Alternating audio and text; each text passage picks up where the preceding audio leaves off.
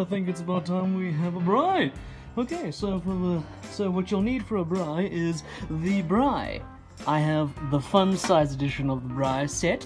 However, if you have the normal size or the half size, that's perfectly fine. For the purpose of this video, I will be using the fun size braai. What you'll be needing with the fun size braai is a bag of briquettes and firelighters to get this thing started. Otherwise, you know, what's the point? Okay, so I'm just gonna set this up and then we'll get on our way. The way I like to do it is set it up in a nice, these firelighters up in a nice, neat order, and make sure that the fire gets evenly spread, and make sure that the coals get nice and lit. Okay, then we take it precisely more than that. Okay, so we just make sure that the charcoal covers a nice large area. Now that we have covered the braai significantly, so that you can just barely see the firelighters, we're going to need to light them now. So, matches.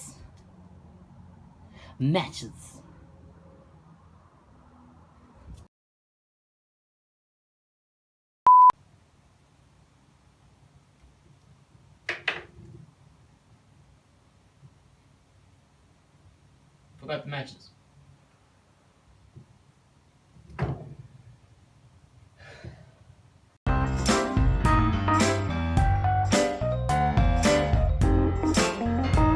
Alrighty, now that the fire's going, we can prepare the food we shall be eating for tonight. What we'll be needing, if you are of the meat persuasion, we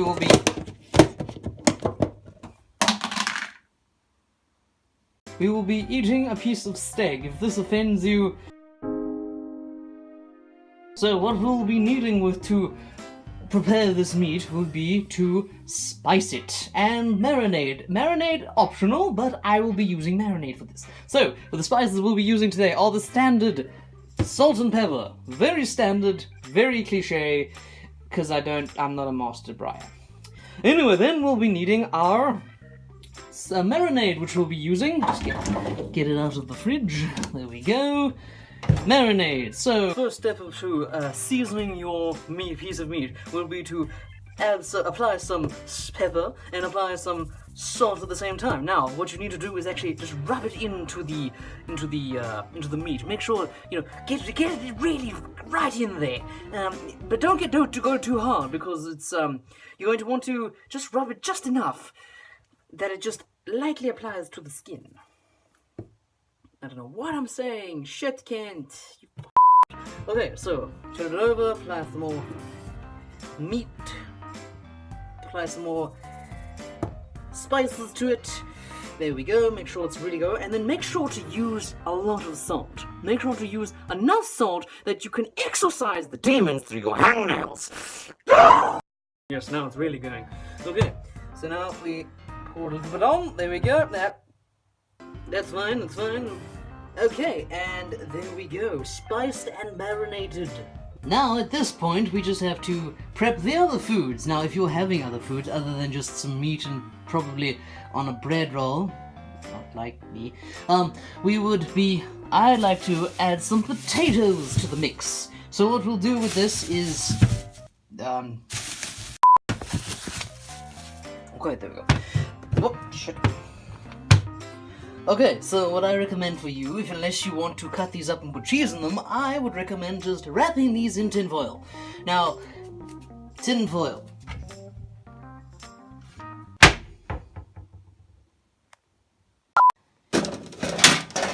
Bloody recycled. All is recycled, kids! It means good for the environment! Okay, so what you do is you'll take your tin foil, take your potato, and then wrap the potato in tin foil, and then and that's basically the gist of it. That's all you do. You just take it, wrap it, and Bob's a monkey. All done. So now that the food is prepped, we just have to put this on the fire and let it cook. Alright then, okay, let's go and put the meat on the fire. It's almost ready. so we can put that on the brine. Just let it. There we go. Okay, now we just have to. Also, we can put the potatoes into the oven. I mean, the fire. Go. And isn't this a nifty, fun-sized braai? It just does. It has the fire. It has an oven too. Isn't that just fantastic?